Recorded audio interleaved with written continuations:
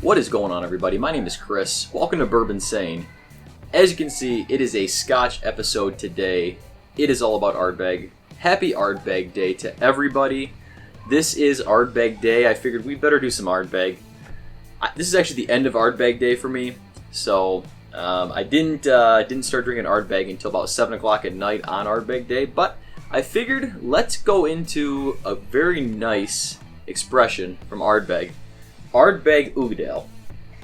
Now, this is a no age statement Scotch, but it is a blend of a couple different variations of Ardbeg, according to Ardbeg.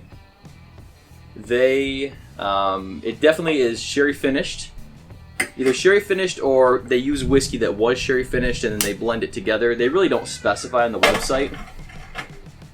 Comes in at 54.2%, so very, very high ABV, non-chill filtered, and one of their higher proof expressions. This definitely, I have drank the bottle down a little bit, you can see here. This definitely picks up that sherry quite a bit. The sherry notes come through, which is really nice. I'm digging sherried whiskey.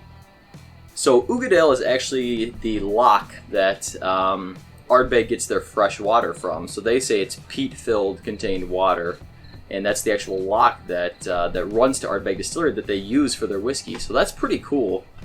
Pretty cool how they came up with that name, and it kind of pays homage to that water supply that supplies it for them to make their whiskey. So let's get into the color first of all here. Now, again, this is going to have a lot of sherry influence, as it was a formerly, sherry finished whiskey, or at least blends of sherry finished whiskey. Since it is non-chill filtered, it is sticking to the glass quite a bit here as well. You can see that. Looks really nice. Let's go into the nose. Ooh, it's got that classic Ardbeg peat that you love, but much more rounded. The proof comes through more as well. Definitely smells like a higher proof whiskey. But rich caramel in this. It's got definitely plum and raisin notes. I think that's that sherry finishing. That peat smoke is still there and it still smells great. Something about Ardbeg, guys. There's just something about Ardbeg. Speaks to me. Whew. Great nose. Brininess, sea salt, all there on the nose, just like with the 10. The 10 definitely had a lot more of that peatiness up front for me. Probably just the sherry finishing really can subtle that peat, at least for me. I think it adds a different layer of complexity to the whiskey. Alright, let's get into the taste here, guys. Happy Ardbeg Day. Cheers.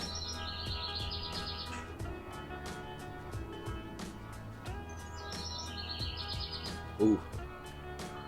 Ooh, so good. That is so good. From the minute I tried this whiskey, I fell in love with it. A recommendation from a couple different people, Vito and Josh Gallaudet, both from Cask Strength Reviews. Go check out Cask Strength if you haven't yet. They're big Scotch guys, and they recommended this one since I like the Ardbeg 10 so much, and it was an excellent recommendation. Peat is still forward on this to me, but again, very, very much mellowed and subtle compared to like the Ardbeg 10.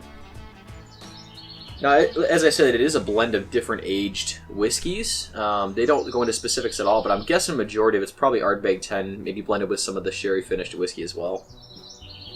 And then, of course, the cask strength. Always a plus for me.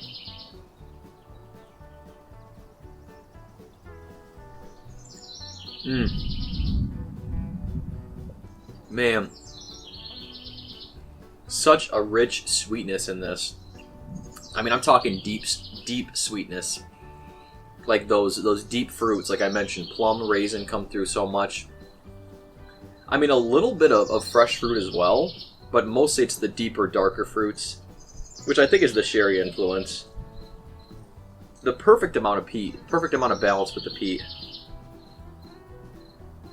It's delicious, just delicious.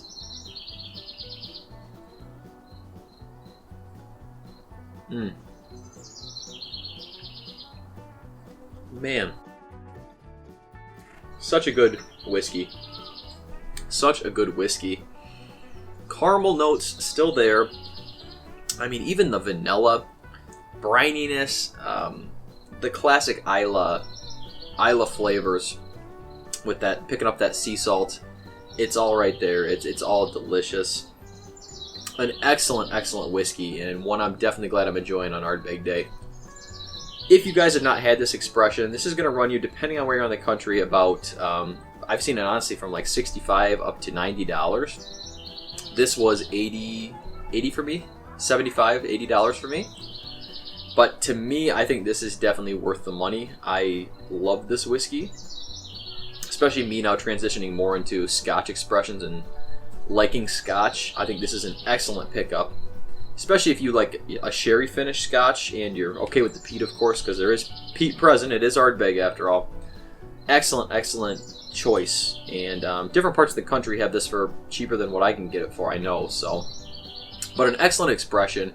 If you can find this, I definitely recommend it. An awesome, awesome Ardbeg expression. I got a couple samples. I have one of the Dark Cove and the Grooves committee release as well.